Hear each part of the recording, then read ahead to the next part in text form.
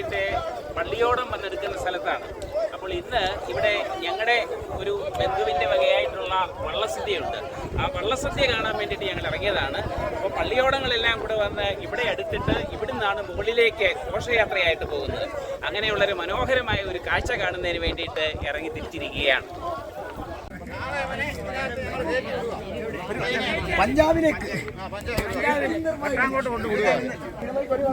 പള്ളിയോടങ്ങളെല്ലാം ഇവിടെ വന്നിങ്ങനെ കടവില് വന്ന് ചേർന്നിരിക്കുകയാണ്. ഇന്ന് ഒരു 5-10 പള്ളിയോടങ്ങൾ ഇവിടെ വന്നിട്ടുണ്ട്. അപ്പോൾ ഇവിടെ ഈ കടവില് വന്നെടുത്തതിന് ശേഷം പാട്ടുകാരും താളക്കാരും മേളക്കാരും എല്ലാവരും കൂടി, അതുപോലെ തന്നെ ആരാണോ വള്ളസദ്യ നടത്തുന്നത് അവരെ എല്ലാവരെയും കൂടി അങ്ങനെ അമ്പലത്തിലേക്ക് അങ്ങനെ ഒരു ഘോഷയാത്രയായിട്ട് അങ്ങോട്ട് പോകുന്ന ഒരു പരിപാടിയാണ് ഈ വള്ളസദ്യയുടെ പ്രധാനമായിട്ടുള്ളത്.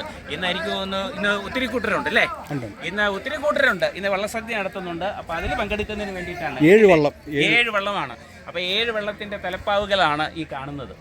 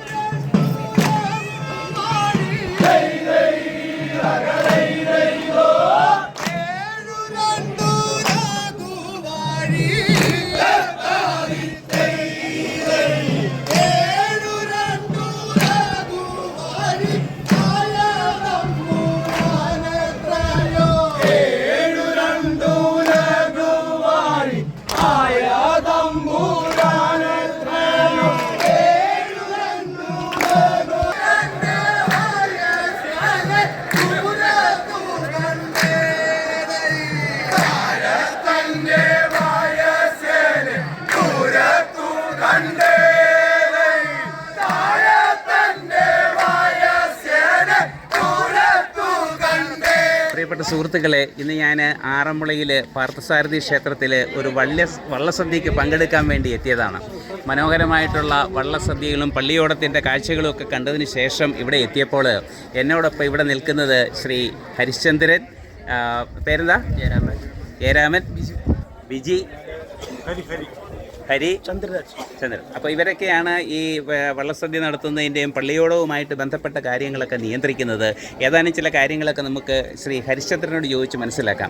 ശ്രീ ഹരിശ്ചന്ദ്രൻ, ഇപ്പോൾ ഒരാൾക്ക് ഒരു വള്ളസദ്യ നടത്തണം എന്നുണ്ടെങ്കിൽ പ്രാഥമികമായിട്ട് എന്തൊക്കെയാണ് കാര്യങ്ങൾ നമ്മൾ ചെയ്യേണ്ടത്? ആരുമായിട്ടാണ് ബന്ധപ്പെടേണ്ടത്? വള്ളസദ്യ വഴിപാട് നടത്തണമെന്നുണ്ടെങ്കിൽ ഇവിടെ ഭഗവാന്റെ 52 കരകളുണ്ട്. അതിൽ ഏത് കരയ്ക്കാണോ വള്ളസദ്യ നടത്താൻ ആഗ്രഹിക്കുന്നത് ആ പള്ളിയോടത്തിൻ്റെ ഉടമസ്ഥാവകാശമുള്ള കരയുമായിട്ടാണ് ആദ്യം ബന്ധപ്പെടേണ്ടത്. ആദ്യം അവരുമായി ബന്ധപ്പെട്ടതിന് ശേഷം അവരുടെ ഡേറ്റ് എടുത്തതിന് ശേഷം ഈ പള്ളിയോട സേവാസംഘവുമായി ബന്ധപ്പെടുകയും പള്ളിയോട സേവാസംഘത്തിൽ അതിന് അറിയിപ്പ് കൊടുക്കുകയും ചെയ്യണം. ഒരു വള്ളസദ്യ നടത്തുന്നതിന് മിനിമം തോതിൽ ഒരാൾക്ക് നടത്തണമെന്നുണ്ടെന്ന നിലയിൽ എത്ര രൂപ ഉദ്ദേശം എത്രയായേക്കുമായിരിക്കും? ഇപ്പോൾ ഈ വർഷം ഏറ്റവും കുറഞ്ഞത് ഒരു വള്ളസദ്യ നടത്തുന്നത് 250 പേർക്കാണ്. 250 പേർക്കുള്ള ഒരു പാക്കേജാണ് ഇവിടെ. അതിന് 1 ലക്ഷം രൂപ പള്ളിയുടെ സേവാസംഘത്തിൽ അടച്ചു കഴിഞ്ഞാൽ ആ 250 പേരുടെ വള്ളസദ്യ വളരെ ഭംഗിയായ രീതിയിൽ നടത്തുന്നതിന് വേണ്ടിയിട്ടുള്ള ക്രമീകരണങ്ങൾ പള്ളിയുടെ സേവാസംഘം ചെയ്യും. അതിനുശേഷം നമ്മൾ വള്ളസദ്യയിൽ പങ്കെടുക്കുന്ന പള്ളിയോടത്തിന് അവർക്ക് ദക്ഷിണയും കൊടുക്കണം. അതാണ് അതിൻ്റെ നടപടികൾ.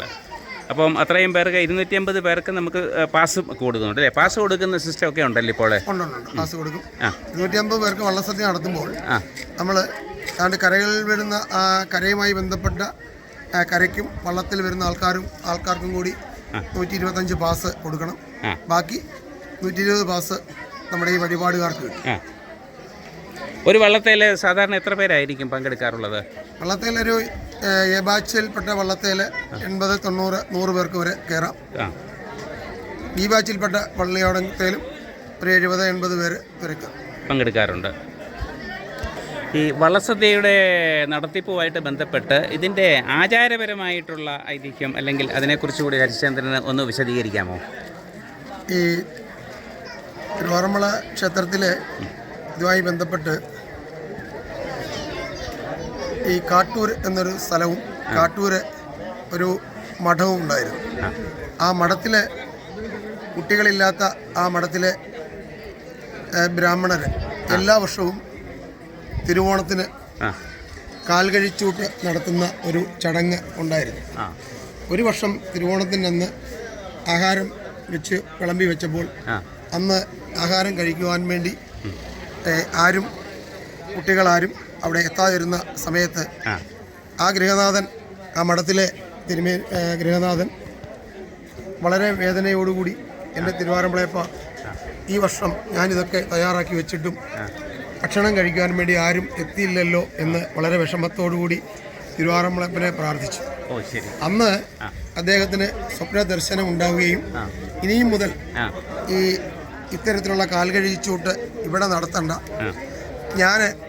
എനിക്ക് വേണ്ടുന്ന വിഭവങ്ങൾ ഉത്രാട ദിനത്തിൽ ഇവിടെ നിന്നും തിരുവോണ നാളിൽ തിരുവാറന്മുള എത്തിച്ചാൽ അവിടെ വെച്ച് ഞാനത് കഴിച്ചോളാം എന്ന് പറയുകയും അങ്ങനെ തിരുവാറന്മുളയപ്പൻ്റെ ദർശനം ആണ് അദ്ദേഹത്തിനുണ്ടായത്. അങ്ങനെ ഒരു ഐതിഹ്യപരമായിട്ടുള്ള ഒരു കാര്യങ്ങളല്ലേ?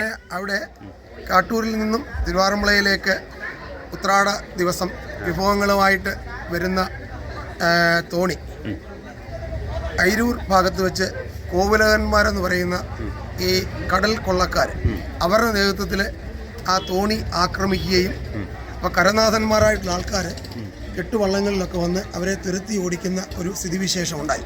പിന്നീട് അപ്പോൾ ഇതുമായിട്ട് ബന്ധപ്പെട്ട് ചുണ്ടൻ വള്ളങ്ങൾ എങ്ങനെയാണ് ഇതിനിടയ്ക്ക് കടന്നു വന്നത്? അപ്പോൾ ഈ ഇത്തരത്തിലുള്ള കടൽ കൊള്ളക്കാരുടെ അവരുടെ ആക്രമണം ഉണ്ടായപ്പോൾ കരനാഥന്മാരെല്ലാവരും ആ പമ്പയുടെ ഇരുകരകളിലുമുള്ള കരനാഥന്മാരെല്ലാം കൂടി ഈ ജലമാർഗം തോണിയെ സംരക്ഷിക്കുന്നതിന് വേണ്ടി, തോണിക്ക് അകമ്പടി സേവിക്കുന്നതിന് വേണ്ടിയിട്ടുള്ള തീരുമാനമെടുക്കുകയും അങ്ങനെ അത് പള്ളിയോടങ്ങളുടെ മാതൃകയിൽ തോണിക്ക് അകമ്പടി സേവിച്ച് സുരക്ഷിതമായി തോണി ഇവിടെ കൊണ്ടെത്തിക്കുകയും ചെയ്തിട്ടുണ്ട്. അങ്ങനെയാണ് ഈ പള്ളിയോടങ്ങളുടെ അതുമായിട്ട് ബന്ധപ്പെട്ടിട്ടുള്ള ഒരു ചരിത്രം അതാണ് അല്ലേ? ഓക്കെ. അപ്പോൾ ഇത്രയും കാര്യങ്ങൾ വിശദീകരിച്ച ശ്രീ ഹരിശ്ചന്ദ്രനും അതുപോലെ തന്നെ കൂടെയുള്ള മറ്റ് സുഹൃത്തുക്കൾക്കും വളരെ ഞങ്ങളുടെ ഒരു നന്ദി ഒന്ന് അറിയിക്കുന്നു.